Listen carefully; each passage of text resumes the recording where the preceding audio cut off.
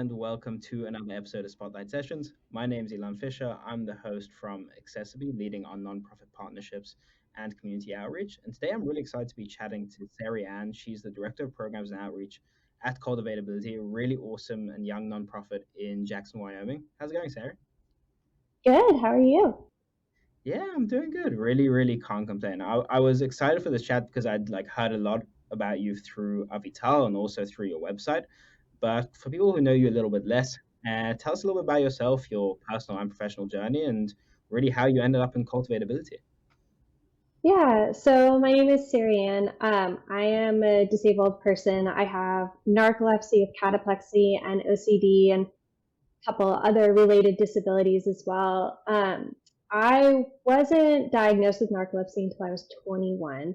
So I have an acquired disability. And at the time, I didn't really know much about the disability community or what direction I was headed after that diagnosis. But it became apparent pretty quickly that there would be some people in my life that understood disability and were accommodating, and that there would be others who weren't accommodating or didn't exactly know how to be.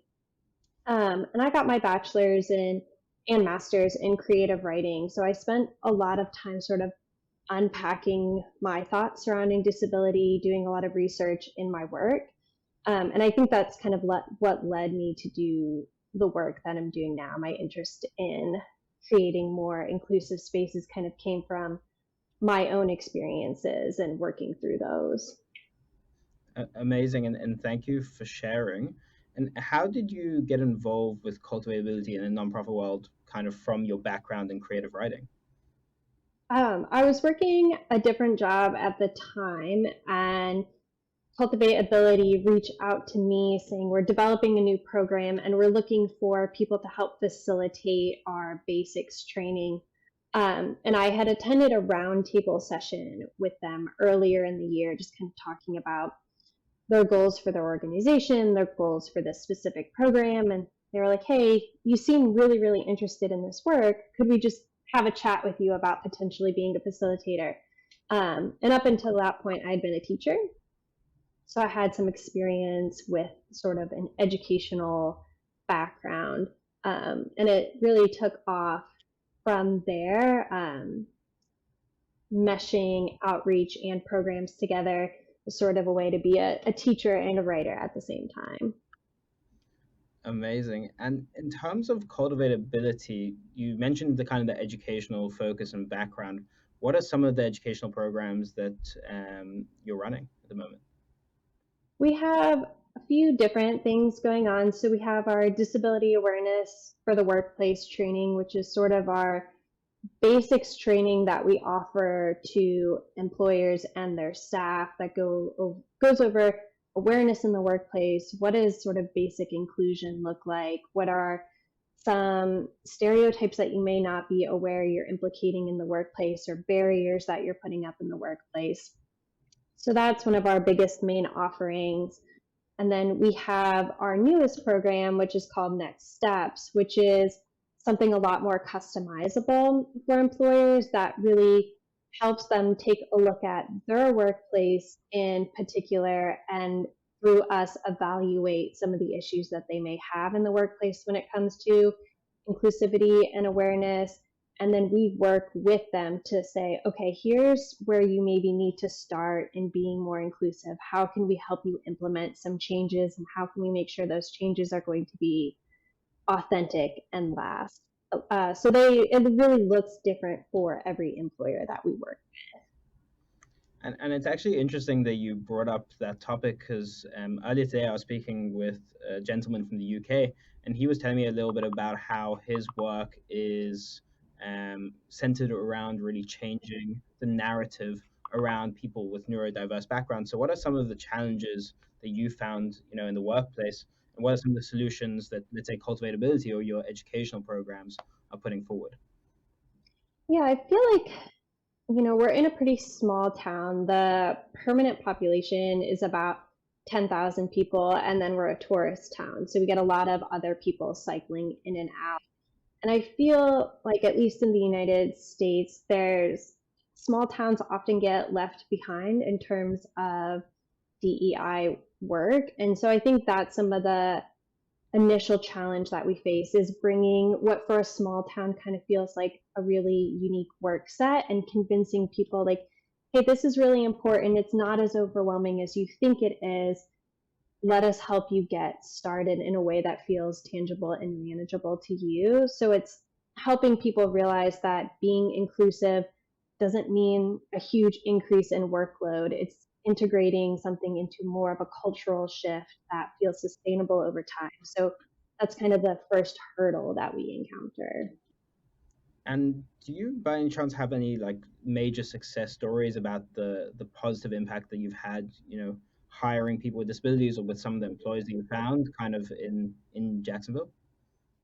Yeah, we hear from employers all the time, especially after our basics training, that to us that information just seems sort of, I think, generic sometimes. We're so in the bubble when it comes to the work we do. So, but we hear from employers like, hey, this really started a lot of good conversations in our workplace that we just didn't have the vocabulary to have. And that feels like such an important initial first step is they want to change and they want to do something different, but they don't even have the grounds to get started. And so hearing that after something that to us feels really simple, like a basics training, that they have increased confidence to really take a tangible next step and really do something meaningful is really exciting.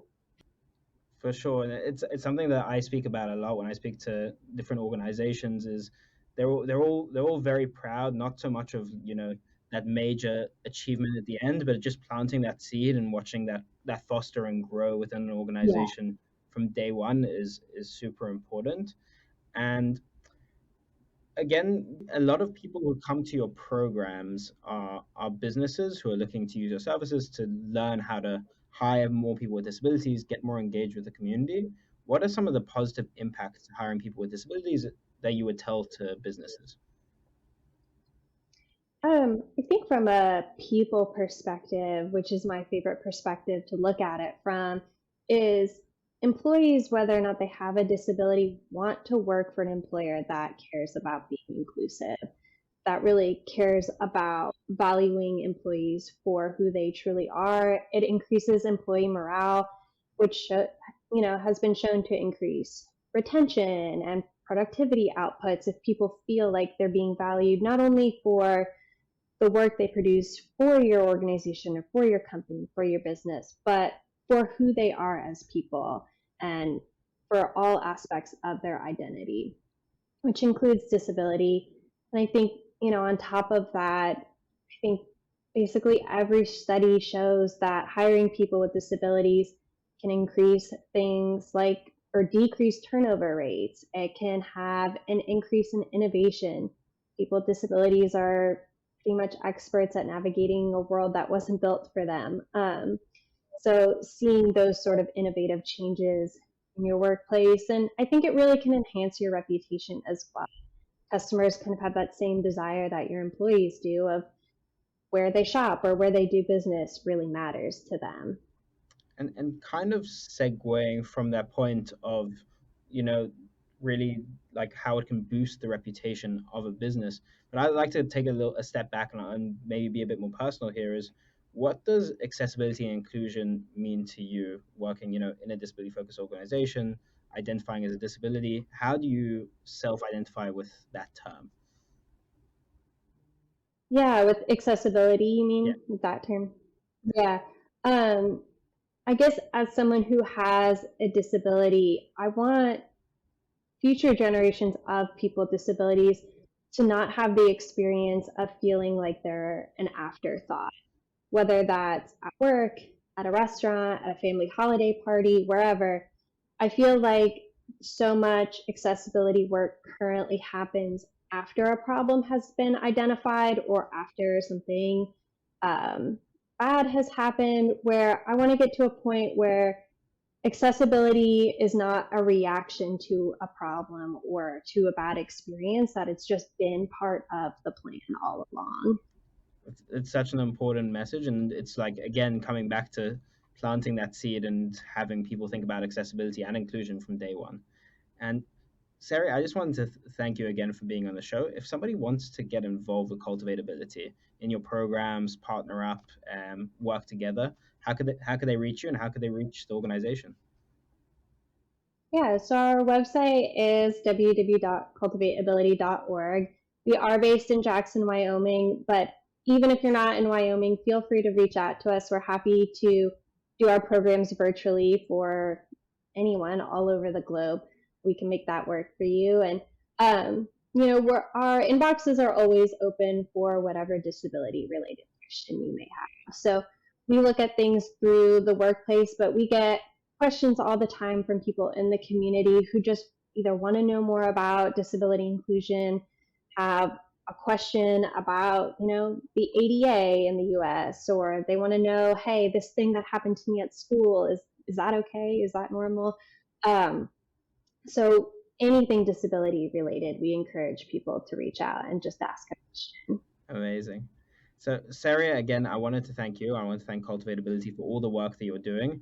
And I hope our listeners will take something from this, some valuable takeaways. I know I certainly did. And I look forward to our next collaboration. Yeah, thank you so much for having me here today.